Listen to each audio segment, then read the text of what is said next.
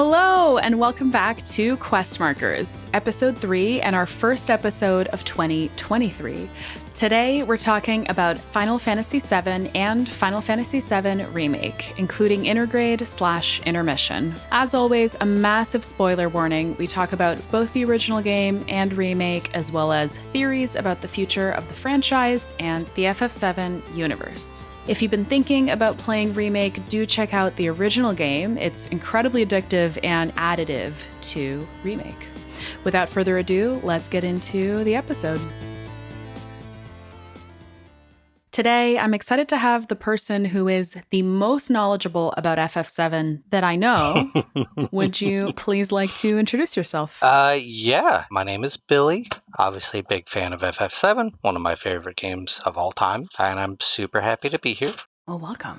I ask everyone this. Are you staying hydrated? What are you drinking? Always. Have a big cup of water with me. Gotta stay hydrated. Amazing. I also have water. I always have coffee, no matter the time of day when I record. Yeah, it does check. It does check. What are some of your favorite games or favorite game series besides FF7? Yeah, so a couple favorite series I really enjoy. I love Persona is one of my big ones after Final Fantasy. Pokemon, ever since I was a kid. And the Yakuza series is one of my more recent favorites that I've really fallen in love with. It's now titled Like a Dragon outside of Japan. And then a couple of my favorite games, obviously Final Fantasy VII. Panzer Dragoon Saga is kind of a weird one that I like that not a lot of people have played, but it's really incredible. And then Pokemon Crystal and Phantasy Star Online are two of my favorites. So I haven't played a lot of those, but I have played 7. So I should hope so. They released like 3 copies of Panzer Dragoon Saga when it came out on the Sega Saturn, so it's impossible to play now, but it's really good. There's a lot of games that I would love to get my hands on, but right now I am playing Crisis Core, which I'm just absolutely loving. It's so good. Zack Fair is quickly becoming one of my favorite FF protagonists. He's just some dude. It feels like he's just some dude who got dropped into this very absurd fantasy story, and it's just really funny and really entertaining to watch. Yep. And I'm having a great time. But what are you playing right now? Right now, I just started a couple of days ago Ghost of Tsushima. Oh, yeah. Which has been really good. Yeah, I'm not going to say light on story, but I'm still in the intro hours, so intriguing opening, and the gameplay, the combat is incredibly deep. And the world is really beautiful, so I'm having a good time with it. Nice. I've heard really, really, really good things about that game, but have not played it. I'm not a big open world game fan, but this one has me hooked. It's really, really engaging. Nice. Amazing. Hell yeah.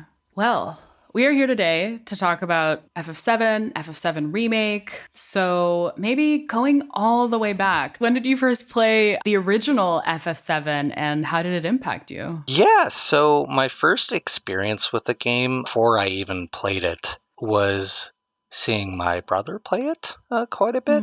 So I would kind of sit around and watch him and his friends play it. And, obviously this game came out years and years ago. I think it was 97 and 98, somewhere around there.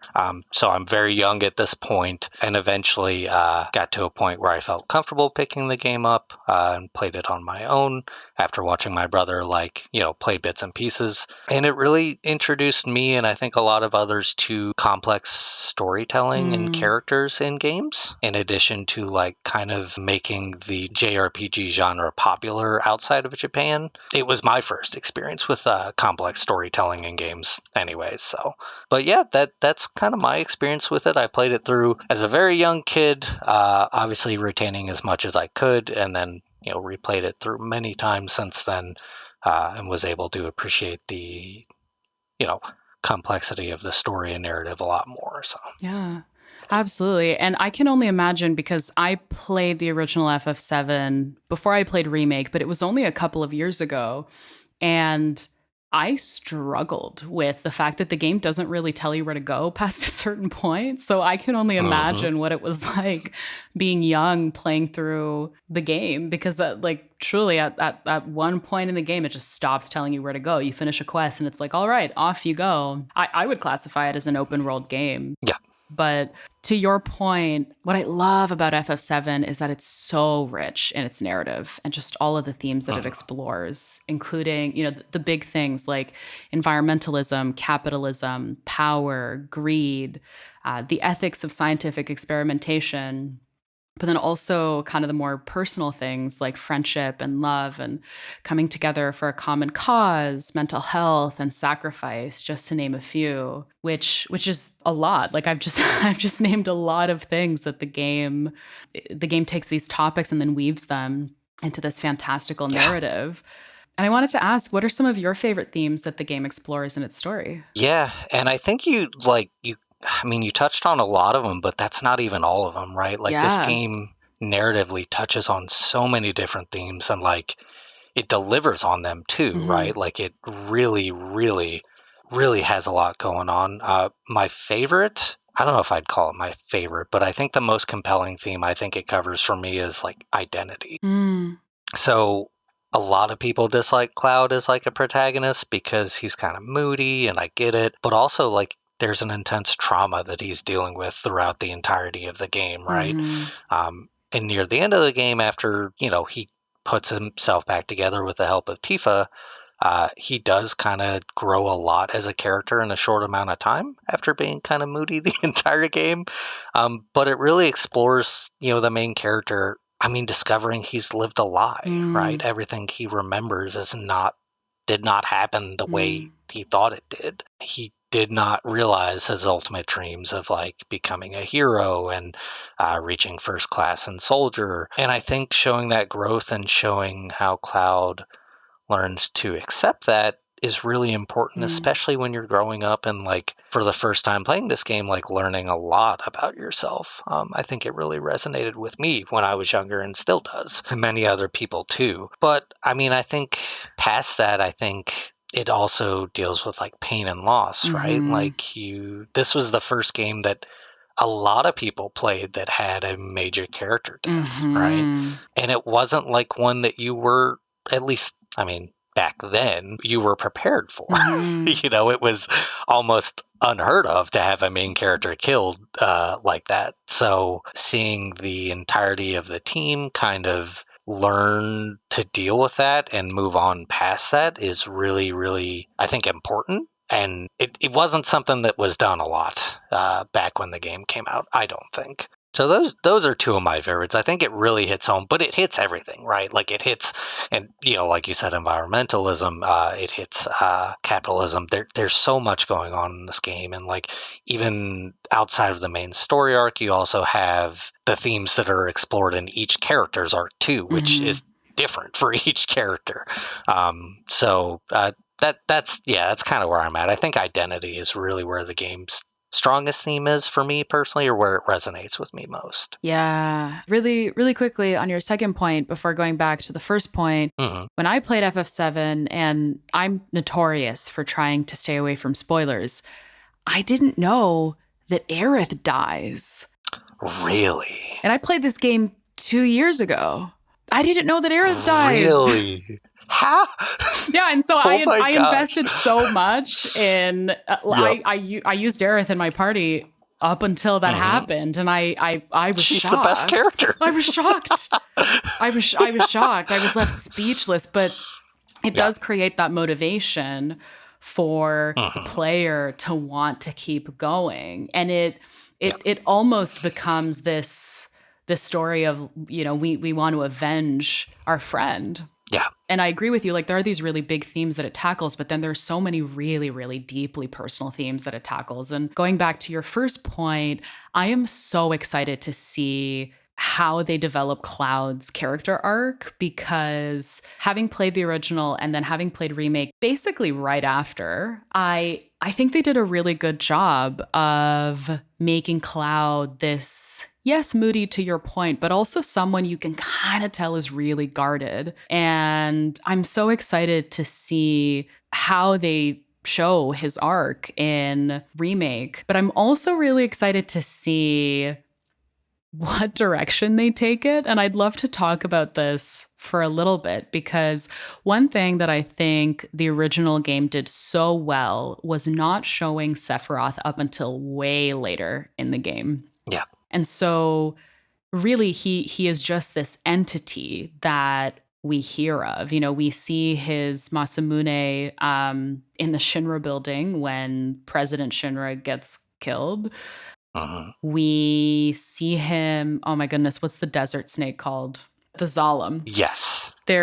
When you leave Midgar, there's a whole desert area that you have to cross, and there's this big snake called the Zalem that you're way too underleveled to even scratch the thing. And so you need to go and get a chocobo and use a chocobo to outrun it, essentially. And once you do, you see a Zalem who is like attached to a tree. It's kind of really gross, the way that it's killed. Yeah.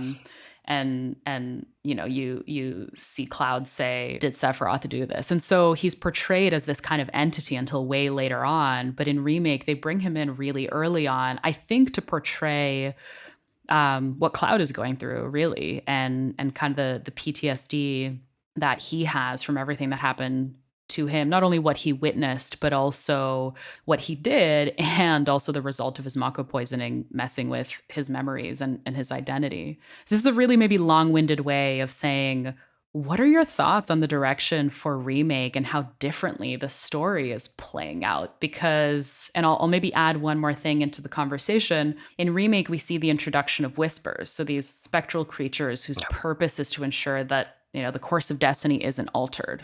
Presumably the course of the original game's destiny.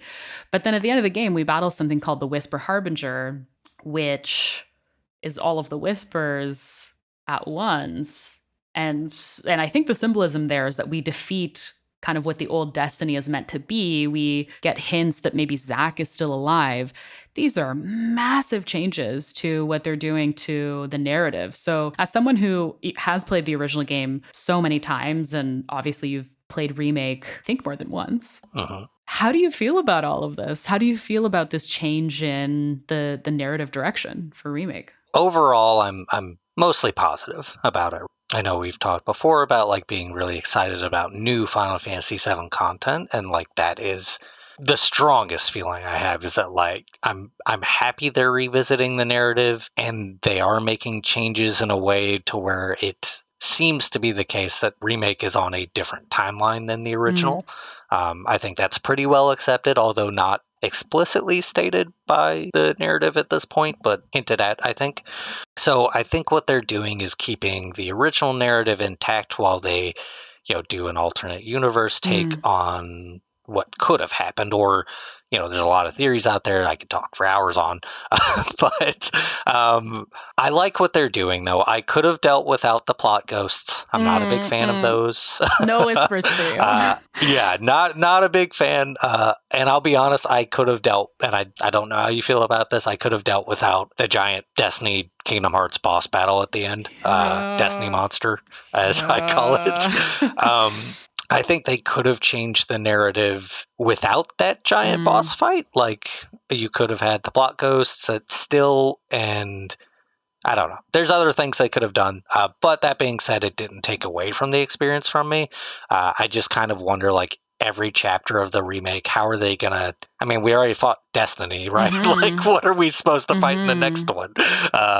So yeah, I do like what they're doing with the narrative. I like being excited about new Final Fantasy VII content. I'm really interested in like how this affects, every aspect of the Seven universe, right? Like, Zack is alive somehow, right? Like, what does that mean? How does that play into the narrative? I have a theory personally, but I ultimately think, it's just really exciting to be excited about Final Fantasy VII. So I do have concerns about where they're going, but I'm excited at this point. So yeah, I do agree with that, and that I'm excited to see what new life they breathe into FF7. I would say I'm cautiously curious about what's going to happen. I'm really curious to see what's going to happen in part 2, but I'm very cautious as well, because I do really love the story of the original game. But yeah, I definitely agree with you. I'm excited to see kind of the direction that they take it. I will say one thing that I really enjoyed about Remake is how well fleshed out the characters are and how more alive they feel. And obviously that's a result, partially of graphics, but also the fact that they took, a 5-section hour of the original game and made it into, a 35, 40 hour section in Remake, and you really get a sense of who all of the characters are. So curious from your perspective, and it doesn't have to be limited to only the characters we saw in Remake, but who are a couple of your favorite characters and why? Yeah, so my number one favorite character, obviously not explored a ton in Remake, is Zack. I am very open about this. I love that goofy kid. I'm playing Crisis Core right now, and I get it now. I get it. I didn't up until I played it. Yeah. So good. No, and I have a family member who's the same way, where he, I gush about Zack every chance I get. Like, every single chance I get. And they're just like, I don't get it. And I'm like, well, you need to play Crisis Core. That's it. Yeah, but I love Zack. Obviously, I really love Cloud and Aerith. I think all the characters are really strong. And I honestly, I even think, my least favorite character is Kate Sith, and even he has, a compelling story arc, even though he's kind of that tropey mascot character that a lot of JRPGs have for some reason. I think all the characters are great, but yeah, Zack's definitely my number one, followed by Cloud and Aerith. And, subcast character, I'd pick Vincent, I guess, would be up there. He has a really good arc, especially for being an optional character. I can't believe his story is optional. It's so important. I can't either. I say this about FF14 too, with some of the content that the side content in FF14. I'm like, how is this optional? But yeah, I feel the same way about Vincent too. It's like, how is this optional? This is really important to know. In the context of the wider universe and the story, and him and Lucrezia and Hojo and how Sephiroth was born. I can't believe that. But going back to Zack, why is Zack your favorite character? He's just so wholesome. As a character, I think he's just really likable. But also, I think he has, as far as characters go, his existence has a huge impact on Final Fantasy VII, right? He saved Cloud from dying. Final Fantasy VII would not exist without Zack. But also, a lot of what Zack is went into making Cloud who he is, right? And I also think, in addition, if you replay through Final Fantasy VII, after replaying through Crisis Core, there's a lot of really subtle hints to Zack's existence before you learn of him, even. And you don't even learn a lot about him in the original, right? It's not a huge amount of story you get to him, but playing, 7, Crisis Core, and Remake, and then replaying through 7, you pick up on a lot more subtle hints that he had impact, and I just think it's really incredibly done, especially since these projects are 25 years apart. So yeah, he's just great. He's wonderful. Yeah. Yes. And I get it now that I'm playing Crisis Core. I will say, I'm curious, I might replay the original game before part 2 of Remake comes out. But again, just going back to optional content, there's the cutscene where you see Zack and Cloud escaping from Shinra Mansion and making that trip to Midgar is optional. Yeah. How? Why? Yeah. Because it's so important. And I think partially it's that the game wants to encourage you to explore, but at the same time, I think that's a really important part of the game. I agree, but I think it's really important now. Yeah. Right? At the time, we almost, playing back through Final Fantasy VII when it first came out, or years ago before Remake or Crisis Core, that scene doesn't matter much, right? But, it's however many years later, and that scene's incredibly important now. And that's really, really good story writing across who knows how many writers and, decades. But yeah, it's the context we have now that makes that scene so impactful. Whereas back then, it's like, oh, they got out, I'm glad that it's still in the game. Me too. Important. Yeah. One thing maybe switching gears a little bit that I wanted to talk about, particularly in Remake. Again, I think they do such a great job of giving the characters new life. We really get a sense of characters' personalities, including in combat. It feels really good to swing the Buster Sword around. It feels really good to fight as Tifa and Aerith and Barrett in their own regard using their different skill sets. So I wanted to get your thoughts on how well you think the original mechanics got translated into Remake, because even from a narrative perspective, it tells a story. It's a dance. I really feel like this is one of my favorite battle systems in any JRPG because it feels so fluid and it feels like a dance, and it feels very true to each character too. When you fight as Tifa and you land a hit, like, it feels good. You're like, yeah, Tifa's powerful. But wanted to get your thoughts on how you think that translated. Yeah. I could tell you years and years and years ago when they first announced the game, I was obviously very skeptical that they were making it action. As someone who really enjoys turn-based games, I enjoy action games too, but like having the original translated to an action game that's like your first red flag, right? That being said, I do think they did it perfectly.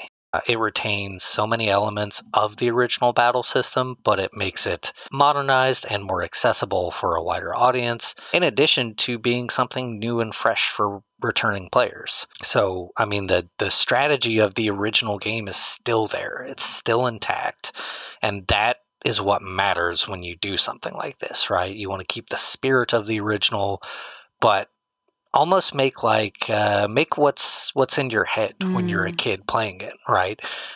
When you're sitting on the couch playing FF7 as a kid, you're imagining these grand action scenes. And that's really what they did, is they took what was in your head as a kid and they brought it to life. And that's something really hard to do, but they did it perfectly. Yeah, I really agree with that. Because even playing the original, you definitely have to use your imagination a little bit. Yeah. But yeah, I think they did so well. I'm glad that they invested the time into the battle system, because it plays so well. Yeah, and translating like 4 different play styles into like to where they all feel unique and deep is just one. It's really hard to do, but they couldn't have done it better for these characters. Each character feels like they should. So really impressed with what they did, for sure. Agreed.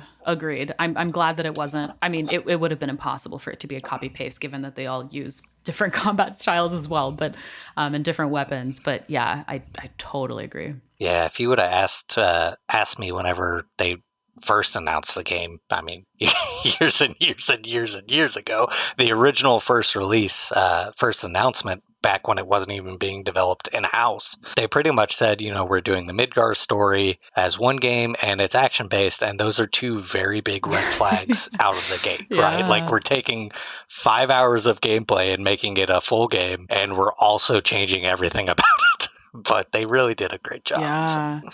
I am very curious to see how the narrative foundation of Remake is going to play out in the next couple of games, because you're right. They spent so much time investing in this foundation of where the story begins that I wonder what the rest is going to look like. How much of the original game is going to be a part of the DNA of Remake moving forward, and how is that going to translate? No idea. Yeah. No idea. I don't either. And I could talk theories forever, like hours and hours and hours, right? But ultimately, like, it's super unclear of, is it still a remake? Is it a sequel? Is it a side game? We really don't know. We do know Zack is back. That's the most important thing. There you go. We know Zack is back, and that's it. Yeah. At the end of Intergrade/Intermission, when and like that was done really well too. Like Yuffie controls really well, and has like Yuffie is very much what I imagined Yuffie to be, kind of translated from the original. But it's interesting because they included some story elements of Dirge of Cerberus in Intergrade and Intermission. So I'm very curious to see how that plays out, especially given the fact that we haven't even seen Vincent yet. Yep. But sorry, that was a roundabout way of getting to my point. At the at the end of Intergrade/Intermission, we see Zack at the church looking for Aerith. Like, it is very clear that Zack is definitely alive by the end of Intermission. Yeah. Yeah, he definitely is. Zack is back. Heard it here first. But and we'll never know. I think there's like, especially with Square story writing specifically, there's little hints, right? There's hints that suggest that maybe Zack is in an alternate timeline, which you had mentioned. It's unclear right now. I have no idea. I have my own theories. What it means, I can't even wrap my head around. That is beyond me. And like also and this kind of gets into like my concerns about Remake going forward, but like the story writing shenanigans you have to pull to make that make sense is pretty tough to do, because Cloud only exists because Zack died, right? And at the end of Remake, you see Zack carrying Cloud into Midgar, and that just doesn't make sense. Not that I'm not here for it. I'm super here for it, but I'm very confused as a story enjoyer. So, I mean, I have my own theories. I'm very excited to see what they do with it. At this moment, I'm like kind of cautiously optimistic because I don't really have a reason to be negative about it, right? I'm excited going forward, but it does raise a lot of questions of how does that work? Yeah. How does Cloud get the Buster Sword from Zack? Yep. Then is my biggest question. But I did want to ask, what is your biggest theory? About Zack or Remake in general? Remake in general. I mean, it's about Zack. I don't know if I do subscribe to the alternate universe Zack theory. We're about to get super spoilery, which we have this whole time. But if you had to ask me, I think Zack is in a timeline probably that's closer to the original FF7, in which Aerith is not alive in that timeline. And then I think Aerith is probably going to live in the Remake timeline. And I think that's the only way they can do that, where it still matters because there's still a tragedy there, right? Yeah. Like, Zack and Aerith are both alive, but they can't be together, is something that would still hit pretty hard, especially if you've played Crisis Core. Yeah, I just got chills. Yeah, and I think that's, like, if that's the case, that's going to be tough. Going to have a lot of feelings. And I think, I mean, there's so many hints towards Zack being in an alternate timeline, right? Like, the Schindler dog is a different dog in Zack's cutscenes than in Remake's cutscenes. The church is different than Remake's church. It's very similar to the original timeline church. I hadn't noticed that. Yeah, it's a very different church. And if you look at the original background renders of the original 7, it's almost one for one the same there. Oh, interesting. Yeah, so that's what I think is happening. And I think my hope, this is my biggest hope, not really a prediction, but I would really like if how they wrap up Remake is kind of like a timelines converging kind of thing, where, you see the entirety of the party in both timelines fight Sephiroth or whatever ends up being the big baddie at the end of the franchise. Who knows at this point?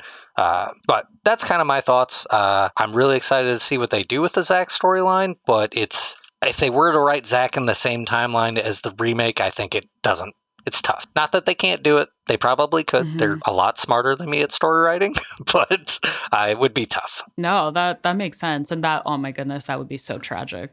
That would be so tragic if Aerith is gone in the timeline where Zack isn't, and Zack is gone in the timeline where Aerith isn't. I never thought about it that way. Huh. Yeah, I think that's what's going to happen, especially if, like, because I think the whole Remake thing is, I think they're going to find a way to save Aerith. Maybe not, but I think they are going to go out of their way to try and make twists here and there if they stay true to the original, and that's the biggest twist they could change. And if they were to do that, Obviously, I think it takes a lot of the impact out of the original game, but I think if they were to do like the Zack Aerith kind of parallel there, that it could retain some of that impact. Yeah, so. absolutely. And speaking of impact, one of the things that to this day has such an impact on me ever since I played the original game is the music of the game. And I mean, music in general just being an incredible narrative tool. FF7's battle theme is just FF7's battle theme is my favorite battle theme in any game. It's incredible. It really is. I love the music in that game. But I did want to ask, what brand new songs did you enjoy in FF7 Remake? Because there's one called Fires of Resistance that is so good, and it's brand new to Remake. But I'm curious, are there any brand new songs that you really liked that were introduced in Remake? Yeah, definitely. I mean, yes. I think the new music they introduced fit in perfectly with the original soundtrack. I think my favorite, and there's one track that's not on the soundtrack, or at least the release of the soundtrack. I don't remember the name of it, but it's I think it's in the beginning of chapter 10, and it's the Avalanche theme, but it's after Avalanche has fallen. So it's like this really melancholy take of this theme you've heard the entire game right after most of the main Avalanche members have died. And I think that theme is really, really well done. And I have no idea why it's not on the official soundtrack release. I'm very upset about it. But there's another one. It's a battle theme. I'm pretty sure it's just called Ignition. And it's the battle theme with the new character, Roosh. Do you remember the motorcycle? Yes. Yeah. Yeah. I forget how to pronounce his name. I like him as a character, by the way. As far as like new characters introduced, he's pretty enjoyable. But yeah, his battle theme is really, really good. I mean, I think they did an incredible job of translating the original soundtrack into this beautiful orchestrated soundtrack, and I listen to it all the time. And one song in particular that I'm really, really excited about, and this is a spoiler for people who haven't played the original game, is Genova Complete. I love that song in the original game, and I can't wait to hear what it sounds like reimagined. Yes. Do you have any original songs that we haven't heard yet in Remake that you're excited to hear? So we've obviously heard it, right? We've heard the Sephiroth theme, but I'm really interested on how, and this is going to sound silly, and I can objectively admit that, I'm interested on how many different variations they do of the Sephiroth theme, because we're obviously going to fight him probably in every part, I would say. And if I remember correctly in Remake, the Sephiroth theme you hear is, it's the Sephiroth theme. So I wonder if like the final battle with Sephiroth, how they're going to make that theme more impactful than what it already is, right? Now, the Sephiroth theme, they always stay pretty close to the original, so maybe they won't do that much different with it, but I'm very curious. That's my big one. But I mean, I think the whole soundtrack is really well done. I think the Cosmo Canyon theme is a really good theme that I'm interested to hear blown up in the orchestra style that they do. I don't really feel like that theme gets a lot of love, but I think it's a really good song. It's so good. It's really good. Amazing. We are coming up on time, so I wanted to wrap up with, do you have maybe a random fact or a memory relating to whether it's the original game or Remake that has stayed with you? My go-to piece of trivia for this game, and I've seen this, I've seen it reported many, many places, and I've never seen it refuted, but I don't know if you've ever heard this, but the original translation for the game was originally done by one person. Oh my goodness. Yeah, which I guess, to be fair, back at this time that was more common than we realize now. Like the original Pokemon games were all translated by one person. Oh, wow. So I think it was just a product of the time of localization not being treated the way it is now, where it's, we objectively acknowledge it's really important now and takes a team of people. But back then they would hand one person the script and say, here you go, right? But obviously the English version is riddled with typos and localization errors, and I think that is pretty important context to it. I don't think it takes away from it, but I do think that's something we're kind of getting a redo on with the remake script too. So I agree with that, because there was a moment in the Shinra building, and I will not say it out loud, that I'm very, very, very glad that they took out, because I remember playing the original game going, oh, that is so, it's vile and so inappropriate. Yeah, and I agree. And like part of me wishes they had adjusted that specific line for the re-releases. Oh, me too. I'm sad that they didn't, but it is what it is. But yeah, I think with Remake, obviously having a huge team of localization, not only like limits weird instances like that or tone deaf lines, but also like, because localization isn't just translation, right? It's adjusting to a different culture. So yeah, it shows in Remake a lot, and I'm very excited going forward for it too. Me too. Yeah, me too. I'm excited to see where they take the characters. I'm excited to see where they take the narrative. Again, I'm cautiously curious because I think that there's a lot to be said about the original story. And I would have loved to have seen a one-to-one remake of it. But we'll see where it goes. We'll see.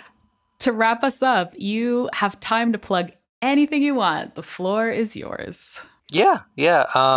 So I just, I do a small amount of audio work. I do personal commissions, always looking for listeners. If anyone wants to check out my socials, those will be provided. And that's all I got. Amazing. Socials will be in the description. And Billy, thank you so much for being here. It was really, really amazing to hear about your experience, not only playing Remake, but playing the original game. Someone who has played FF7 for the entirety of FF7's existence. And let's see where they take part 2. But thank you so much for being here. Thanks for having me. If you made it this far, thank you so much for being here. If you'd like to follow us on social media, links will be below. Give us a shout as to what games you'd like to see covered next, or just let us know if you agreed with the theories we explored in this episode. Thanks again, and see you next time.